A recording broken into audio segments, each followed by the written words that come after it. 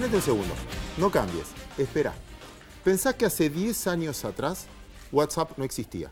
Pensá que hace 10 años atrás nosotros no nos comunicábamos ni vía Facebook ni vía Twitter. Existía, pero no eran medios de comunicación como los conocemos hoy.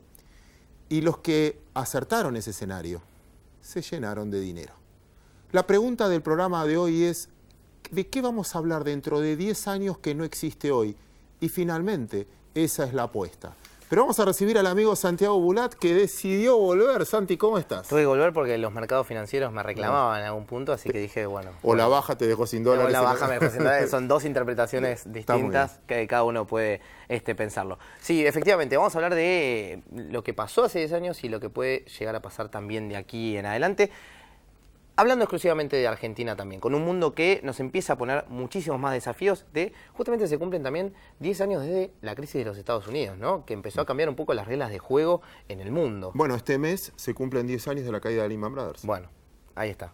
Por eso son muchos los acontecimientos que nos marcan cuántos años han pasado, 10 años para atrás, donde si vemos el PBI per cápita de Argentina, realmente no se ha movido en estos 10 años, lo cual indica también que no ha sido una gran década, la verdad, para la Argentina y para el crecimiento de nuestro país, en comparación con lo que sí han hecho otras economías emergentes que han logrado crecimientos. Nosotros crecemos un año, caemos un año, crecemos un año, caemos un año, y es probablemente lo que vuelva a pasar este año, este ciclo que no deja de suceder. ¿Podemos esperar que de aquí en adelante esto cambie a futuro? Estamos inmersos ahora dentro de un acuerdo con el Fondo Monetario Internacional, el cual nos pone también algunas reglas para no cometer determinados errores, pero también te pone limitaciones a la hora de decidir cómo vos vas a manejar las cosas. Reiteramos, siempre lo decimos en el programa, el FMI no te llega por casualidad, no es que tuvimos la mala suerte, sino que termina siendo la consecuencia de o obrar mal o necesitar finalmente esos fondos que no somos capaces de generar. Pero efectivamente la situación es esta, hoy está acá y acompaña a la coyuntura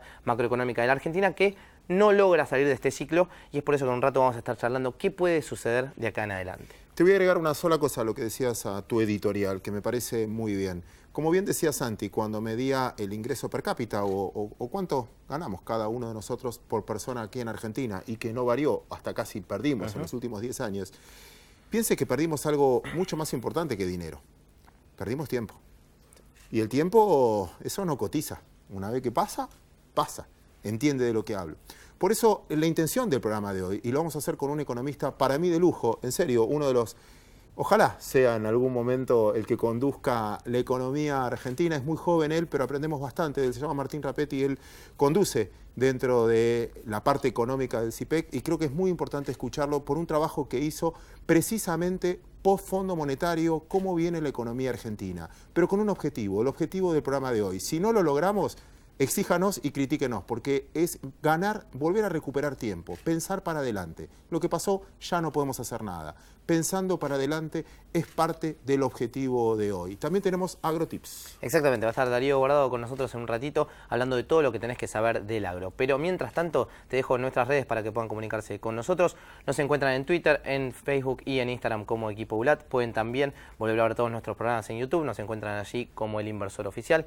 Pueden también escribirnos si tienen alguna consulta, equipo.bulat@gmail.com. Allí contestaremos vía la radio o también por el mismo mail. Y por último, leernos www.elpuntodeequilibrio.com.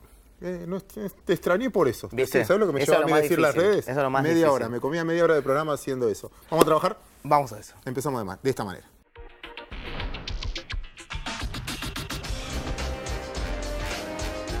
Martín, muchísimas gracias por estar con nosotros otra vez. Otra vez. Aguantaste el desafío. Bien. No, bien, bien. Se fue acá el amigo Claudio, exageró con los cumplidos. Además, ser un buen analista no significa ser un buen conductor, ¿eh? Ojo. Es verdad. ¿Está pasando algo de eso ahora? ¿Para qué empezar? ¿Para qué empezar? Bueno, no, hubo cambios en el gabinete. En una situación compleja y yo creo que la gente que se incorporó es muy buena, tanto Sica como, por ejemplo, Gustavo Cañonero del Banco Central. Me parece que son dos muy buenas incorporaciones y me parece que le sirve al gobierno. Argentina tiene, y lo comentábamos también en la editorial, este vaivén de crezco un año, caigo otro año, crezco un año, caigo otro año. ¿Qué es lo que falta? Digo, Argentina es cíclicamente, siempre nos faltan dólares. Eso es como el título que le podemos poner y después empezar a desgranar un poco la situación. Pero, ¿está bien poner ese título? ¿Faltan dólares? ¿O qué es lo que nos está costando que no se puede generar este crecimiento de largo plazo? Faltan dólares.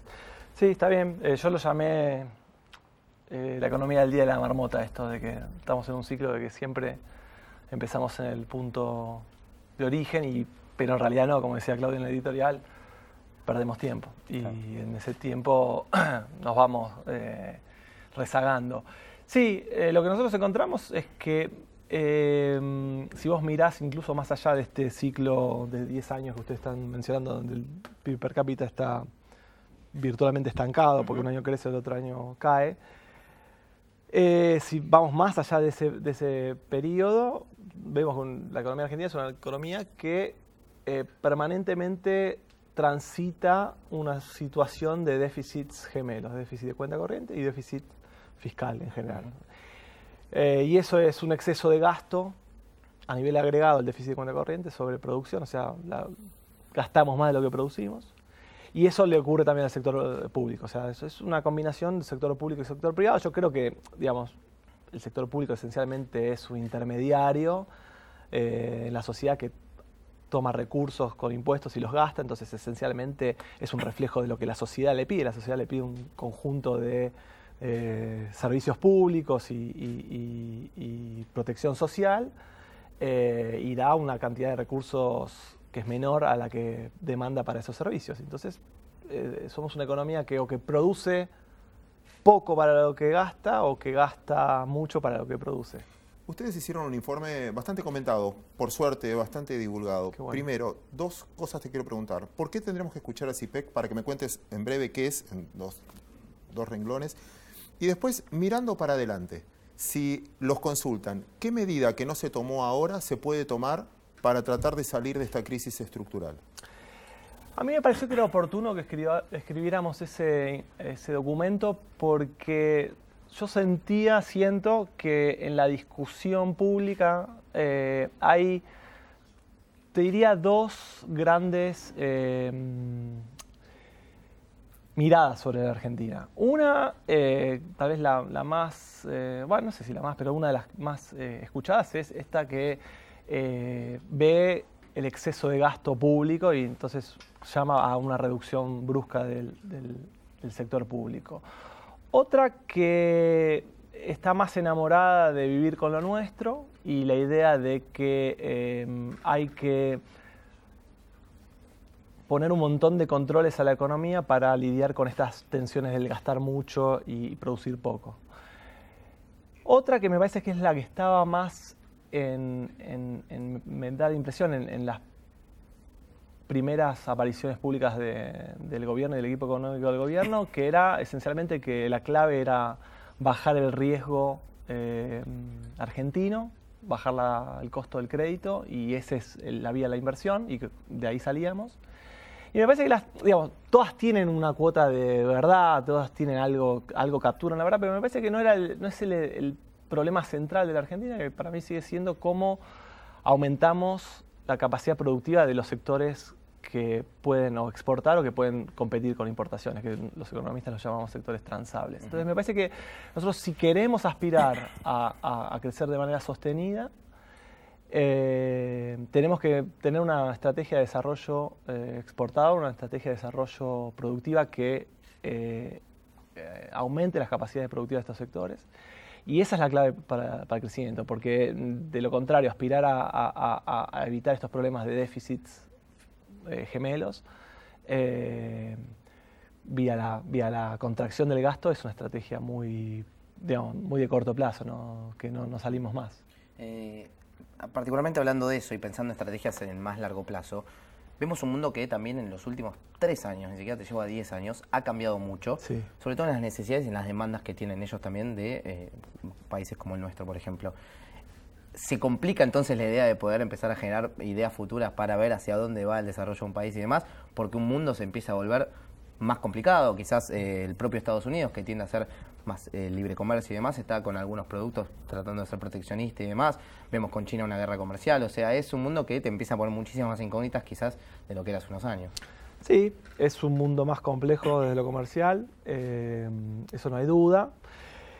Pero es el mundo que nos toca, o sea, digamos, tenemos que lidiar con ese mundo y tenemos que encontrar la forma de venderle al mundo más cosas. Es un mundo más complejo, pero digo, de todas maneras, creo que nosotros tenemos un montón de capacidades y productos que son potencialmente consumibles en el mundo. Pero bien planteás el dilema, o sea, claramente hay una mayor dificultad ahora para vender afuera, pero bueno, es parte de lo que nos toca y nosotros si queremos crecer tenemos que lograr vender afuera. ¿Cómo te llevas con la frase de Argentina tiene todos los recursos de minería, grano, lo que fuere, y no es capaz de crecer y otros países sí, por ejemplo? Me llevo bien, no me llevo mal, digo. Lo que sí creo que, y esta es una cosa que en el documento lo enfatizamos y vale la pena enfatizarlo una vez más, que nosotros somos un país que tiene riqueza natural, pero no somos hiper ricos en riqueza natural. Entonces no nos vamos a salvar solamente con los recursos primarios. Y por otra parte creo que tenemos un conjunto de capacidades en otros sectores, la industria, los servicios, que tienen mucho potencial y que sería una pena desaprovecharlos y que hay que encontrarle la vuelta para que esos sectores puedan desarrollarse. Yo uno de los pilares que siempre cuando me preguntan intento, o al menos en primera persona, digo, ¿cómo sería más eficiente yo o podrías invertir más yo? Es si me bajan los impuestos. Porque la carga impositiva que siento, y supongo que muchas empresas, es lo suficientemente fuerte como para desalentar cualquier riesgo. ¿Se puede hacer eso en esa estructura? Porque yo tengo el mito, y quiero que me lo diga así, no, si hay una manera de que si bajás impuestos podés recaudar más. Mirá, digo, uno puede esperar cambios en la estructura impositiva que mejoren las chances de la producción. Eso es cierto. Yo no creo que uno pueda esperar demasiado en esa dirección. O sea, hay mucho para mejorar, ¿no? Sobre todo, además, por trámite, por cosas engorrosas vinculadas a los impuestos, que también son un costo para las empresas y una traba para las empresas. Pero creo que, entonces, sí, hay margen para mejorar en esa dirección, pero también creo que es un poco ilusorio pensar que podemos reducir demasiado la presión tributaria en una sociedad, que somos todos, una sociedad, cuando hablo de sociedad no hablo de los otros, o sea, todos, que demanda bienes públicos de calidad y protección social. O sea, digamos, es una sociedad que exige educación pública, salud pública, educación universitaria pública.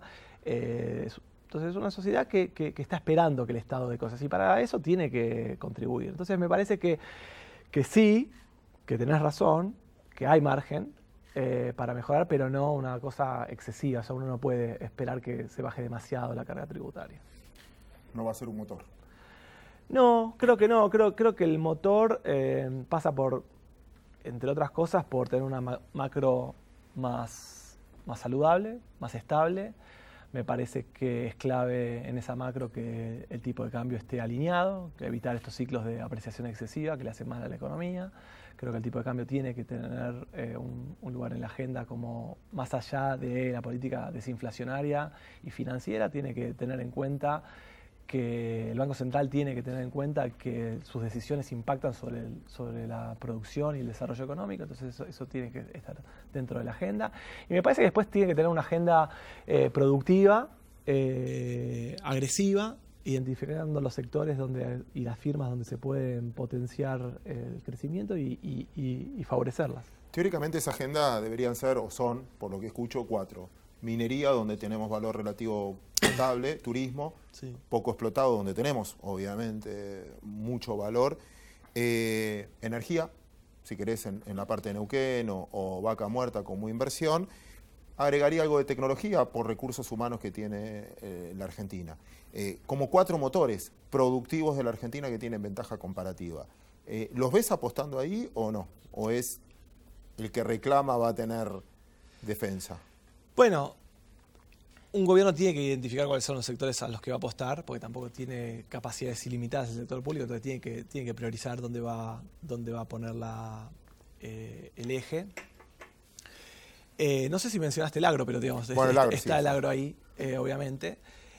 Lo que pasa es que también me parece que no hay que pensarlo en esa dirección que la estás pensando vos, pero me parece que también hay que pensar en el entramado, ¿no? O sea, Vaca Muerta es energía, pero alrededor de Vaca Muerta vos podés construir un clúster industrial y de proveedores de servicios muy importantes. O sea, entonces la energía o la extracción de shale oil y gas te permite, digamos, es el producto estrella, pero vos ahí tenés un montón de ingeniería, entonces tenés un montón de servicios de ingeniería que podés desarrollar y después podés exportar. Ahí te digo el foco, y ahí te decía lo de la baja de impuestos, porque el Estado, yo a veces digo, mejor que no te metas, me haces un favor muy grande si no te metes, porque a veces cuando exagera en meterse, termina desregulando los precios de tal manera que genera inconsistencias.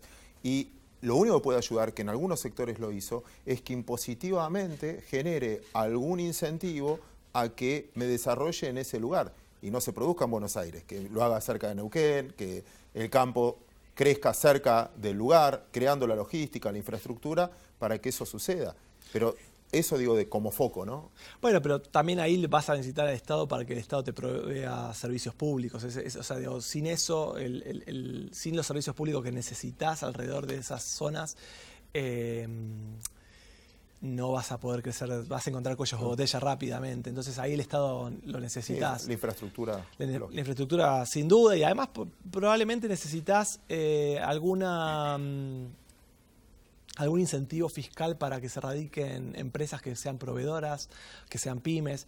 Y le agregaría a lo que vos mencionabas, Claudio, el hecho de que también es importante la descentralización, porque tenemos un país muy centralizado y tenemos el grueso de la pobreza, la marginalidad y todos los problemas asociados a eso, criminalidad, droga, etcétera, etcétera, están en los grandes conurbanos, ¿no? Principalmente el de Buenos Aires. Entonces, me parece una buena política, o sea, a esto que es bien complejo de por sí, agregarle el factor geográfico no es menor, porque realmente creo que necesitamos un país un poco más descentralizado geográficamente.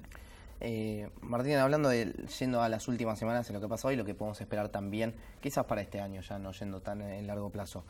Argentina ha sido uno de los países emergentes más castigados en el último tiempo. Si bien vemos que el mundo, y ya lo mencionábamos también, está siendo más complicado y más exquisito quizás en las decisiones que toma, Argentina ha sido de los más afectados y ya deberíamos interpretar como que es algo propio. ¿Qué es lo que están viendo desde afuera? ¿Qué es lo que se espera entonces de acá en adelante? Y si el fondo finalmente sirve como este escudo de decir, bueno, están protegidos por el fondo, están hablados por el fondo, o ni siquiera. Bueno, primero, Argentina la golpea más que al resto. No es tan sorprendente. Argentina era, si uno mira la literatura que ha estudiado por qué algunos países se los castiga, déjamelo refrasear. ¿Por qué los países sufren interrupción brusca en el financiamiento externo? Bueno, el principal factor en general tiende a ser un factor externo que se hace más atractivo en los rendimientos en países desarrollados. Entonces afecta a todos los países emergentes. Entonces, eso es el principal, en general, un factor central. Ahora, dentro del conjunto de los emergentes, en general, hay factores que explican mejor por qué a algunos los afectan y a otros no tanto. Entre esos factores están los déficits de cuenta corriente, los déficits fiscales y el ratio, la capacidad de cobertura en moneda dura de los vencimientos de deuda de corto plazo. Argentina en esas tres asignaturas se sacaba muy mala nota, estaba entre los peores. Entonces, junto con Turquía. Entonces no es tan sorprendente que haya sido Argentina la que la golpea. Déjame meter un dato más de mercado, muy chiquito, pero muy de mercado. El 90% de las transacciones hoy de los países desarrollados, de los grandes fondos, se hacen por algoritmos, lo que se llama algoritmo trader. Que ahí no es un humano diciendo, no, pero Argentina yo lo conozco, quédate tranquilo, esto es así. Es una máquina, un robot, que le metes todos los datos y les debe dar venta, porque mete déficit fiscal, las cosas que vos decís que son datos duros, los meten en un programa con los bancos. Si vos a un banco le bajás, no sé, le subís el encaje o lo que fuera, le dan un montón de parámetros que el que decide no es alguien que tiene historia, que no, los conozco, no pasa nada, hablé con ellos, quédate tranquilo. No, es muy inhumano la forma de esa toma de decisiones y por eso vimos en algunos bancos, sobre todo, y en algunos bonos, ese castigo fenomenal que no era una decisión de que hablo con un operador. La máquina me dice venta. Sí. Sí, no, eso puede sumar también, obviamente. Y lo que me preguntabas, Santi, sobre el fondo. Bueno, al fondo no vas nunca, chocho. Vas porque lo necesitas. Triste. Y bueno, el fondo te está obviamente dando financiamiento que el mercado te retiró a la luz de lo que está pasando en el corto plazo. Hay dudas sobre si eso es suficiente o no, claro. Porque el castigo continuó incluso después del fondo. Yo creo que, digamos, que el castigo que está teniendo Argentina en este momento es excesivo. Yo sinceramente no digo, hoy se están haciendo estas cuentas de cuánto necesita el año que viene, sí. Cuál es el programa financiero del gobierno el año que viene. A mí me parece exagerado esta evaluación de la posibilidad de un default. Me parece que no va a haber ese problema el año que viene. Pero bueno, en estos momentos pasan estas cosas y hay que aguantar un poco. Me parece que podrá caer un poco más el precio argentino, pero yo creo que va a recuperar. Si te parece, vamos a ver si resiste el archivo esto. Nos despedimos con esta oportunidad. Martín, muchísimas gracias por haber venido. Te invitamos a que te quedes porque vamos a escuchar algunos agrotips.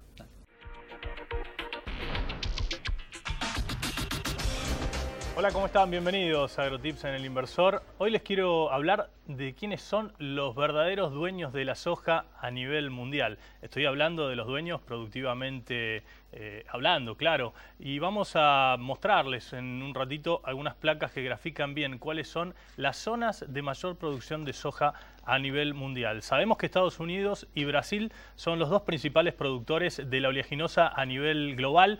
La próxima campaña van a cosechar más de 120 millones de toneladas cada uno. Detrás de Estados Unidos y Brasil aparece la Argentina. Somos el tercer productor y exportador de soja y por supuesto un jugador muy importante. ¿Por qué? Porque cerca del 90-95% de lo que producimos, que estamos cerca de las 60 millones de toneladas, obviamente en la última campaña por la sequía estuvimos perdiendo cerca de 20 millones de toneladas, bueno, pero fue una situación extraordinaria.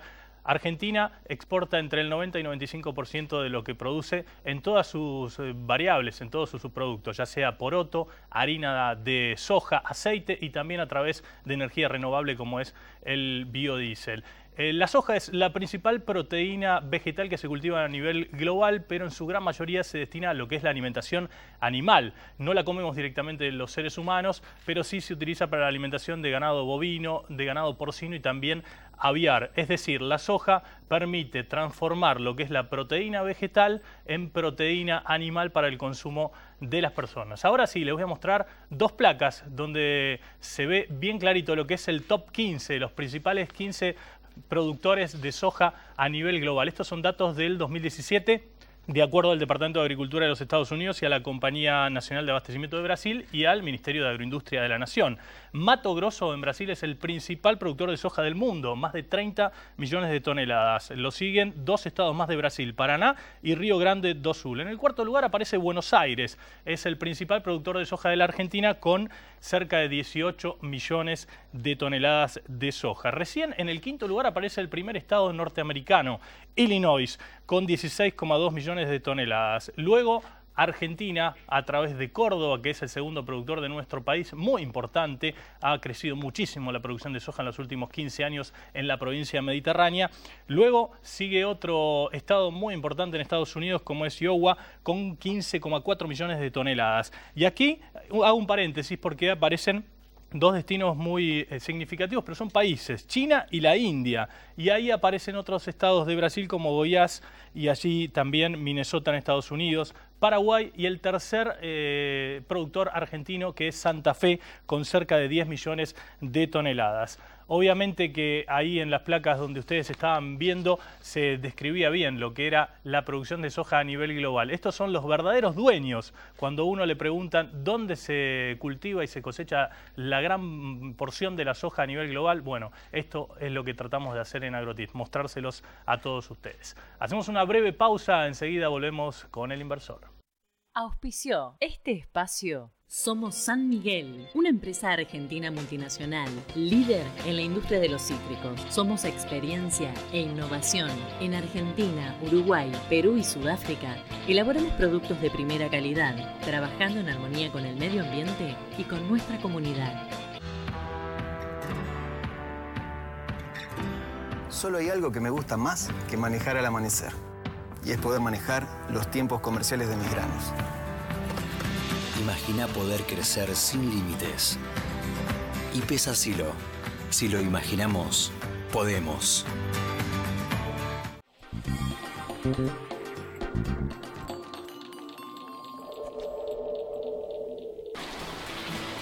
¿Qué es crecer para vos? ¿Pudiste entrar, Abu?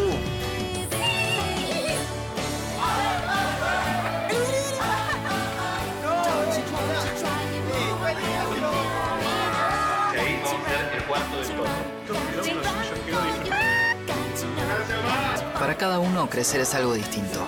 Lo importante es tener quien te acompañe. Me parece que hice un video. Banco Ciudad. Te quiere ver crecer.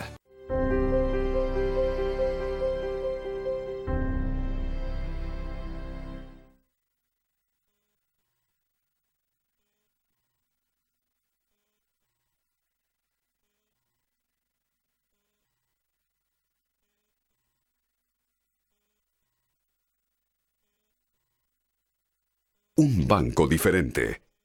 Banco Hipotecario.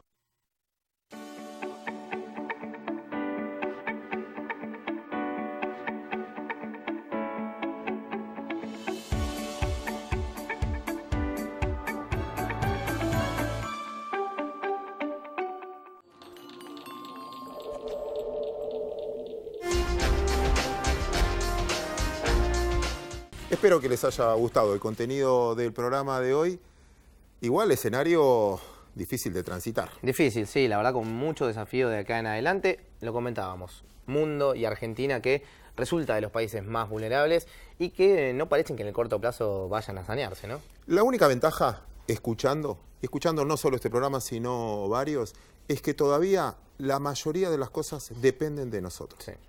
Y cuando eso sucede, si le pones actitud, si trabajamos, etcétera, es mucho más probable que finalmente haya una luz al final del camino. Dependemos, obviamente, de la inversión externa, de las contingencias de otros países, pero a la larga eso se corrige con precio. Y a estos niveles de precios, me parece que Argentina puede ser una oportunidad bastante importante. Pero, ¿sabés dónde lo podemos analizar eso? ¿Dónde? En la radio. ¿En serio? Sí, por Millennium. 106.7 los martes de 21 a 22 horas. ¿En serio me lo estás diciendo? Sí, te lo juro. Y si no, ¿sabes qué? Lo podemos leer en el puntodeequilibrio.com. Hay una nota esta semana muy buena. Pensando a 10 años. Adivina quién la escribió. No sé. ¿Quién es? ¿Martín? Bueno. Ok. Bien, ahí Claudio Grande. Y los agrotips también. Exactamente, también. Pueden ver todo eso en el Punto de Equilibrio, escucharnos en la radio entonces y también nos pueden ver por este programa que sale todos los sábados a las 14. Y si no, por las redes. Señores, muchísimas gracias por habernos acompañado el día de hoy. Nos reencontramos el próximo sábado en esta idea del equipo ULAT que se llama El Inversor.